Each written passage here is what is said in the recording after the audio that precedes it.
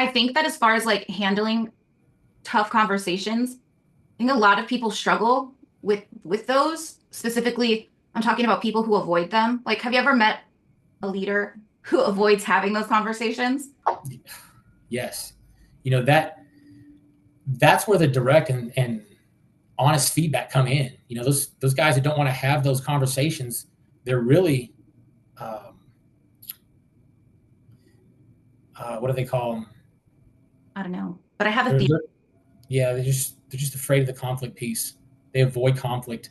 They just want to say what they want to say and walk away I and have, know that they said it. I have a theory on that, and you Do almost tell, okay. So you know you need to have a hard conversation as a leader. right? The reason why you're reluctant to do that is because when you have that hard conversation, you are putting yourself in a place where you have to follow up. Like you have to have buy-in. Like you're taking on the responsibility of seeing it through, or you should be. So when you have a performance issue and you need to have that hard conversation, you are going to tell the person what they're doing wrong, of course, right? Right. But then what happens after that? What happens or what should happen?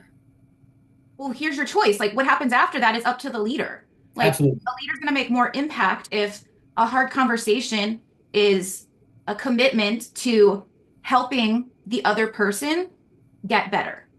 Absolutely. And They need to literally offer some sort of coaching, development, and education to help them get to where they need to be. That's the basis of a hard conversation. right, but if you're not willing to commit to that follow up, that plan, all of that, that's where it becomes hard Yep. because you're not looking forward to it. Like, Not at all. And a lot of them don't. yeah, if you're like to me, leaders make commitments to their team all the time that I'm going to be there for you. I'm going to be a resource for you. Like, I believe in you. Like, and it doesn't sound like a whole lot. Like, I mean, when you say commitment, it's not like, a marriage proposal or anything like that, but it's buy-in. Like, you're investing part of yourself to get this person to where they need to be. Absolutely. And performance wise, I think, especially in the restaurant industry, we don't do managers justice in providing that feedback and then that commitment piece because we don't have time. The world's on fire. I have all these things to do. Like, it's so much hustle and bustle that we don't give ourselves that time to let them learn and grow. There's such a lack of development in Oh, the restaurant absolutely. industry. And I think part Absolutely. of it, yeah, I think part of it is that our leaders just aren't really committed to seeing that development through. Or some of them are in fact committed, but they don't know how to navigate the conversations. You Yeah. know, a lot of them, they know what to say. They don't know how to say it. They don't know what their body language looks like when they say it. They don't know if, that person's, like you said, going to buy in. And if they do buy in, what are they going to do? You know, are they going to just buy in for a week? Are you going to continue to follow up? Do you continue to offer the support? Because it's not it's kind of like when you tell your kids clean the room. They clean it once. No, Sally, you have to keep cleaning it. It's commitment on My both niece sides. all the time. Come on out there, pick up your books. Or RJ. RJ's the worst with his cars. He's got 90,000 cars. You know why he has 90,000 cars? Because Uncle James took him shopping. I was fixing to say it's probably your fault. So Uncle James took him shopping, got him 90,000 cars, and now he likes to dump them all out, pick out his 3 favorite, and then leave the rest of them there. But going back, because I want to squirrel on you, the idea is to continue to do it, continue to offer the guidance and support. They need it. I need it. I need it every day. Do I get it? No, but I get the once a month calls with my COO. It does a fantastic job guiding me through, where I want to go, how I want to get there. And then I have people like you.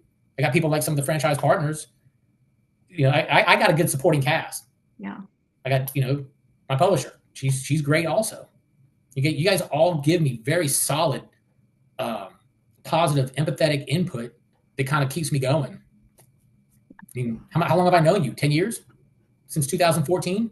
Yeah, I guess that's 11 years now, huh? Yeah. But to I'm a that good point, man. but to the point that you're making, it's a commitment. Like both people on that side of that hard conversation, they both need to commit to a solution, like finding a solution. And when you don't have that commitment on either side, or it's lacking, like that's where it becomes It an falls issue. apart.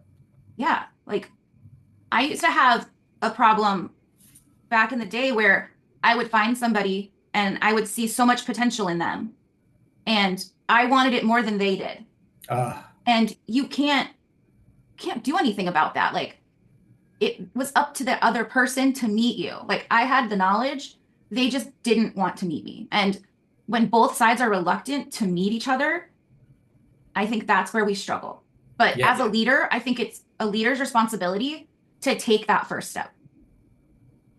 And I agree with you there. Absolutely. We have to have the sense of confidence and security when we go to somebody, you know? And if you don't, you're probably in the wrong position.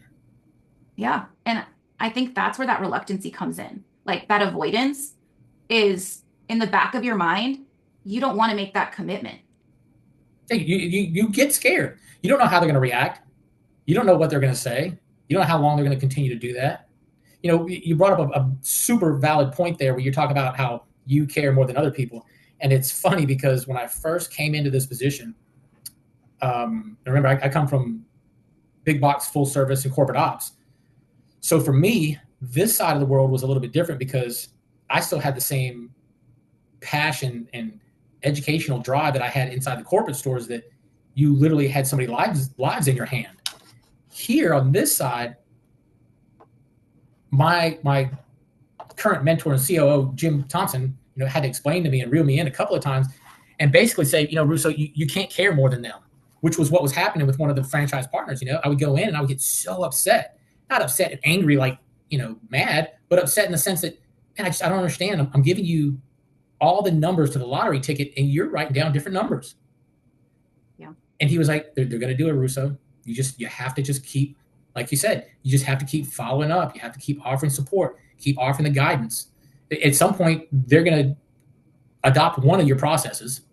Yeah. And then they'll say, okay, this works. And a prime example for that for me is one of my partners in our Fort Myers market. She's fantastic. She didn't really buy into the systems in the beginning. And we went through the processes and she shut down one store and did all the processes in that one store and then came out, oh my God, Russo, okay. And now all three of her stores, soon to be 8, are just running on rails because she just didn't know. It's just not something the company normally teaches in depth. And me coming from the corporate side of things, I had to teach that to every one of the GMs, and I had 14 of them. So I'm on a tangent on you, so I apologize, but it got me super excited. You just reminded me of like a super philosophical quote. Have you ever Which heard one? the quote, when the student's ready to learn, the teacher will appear?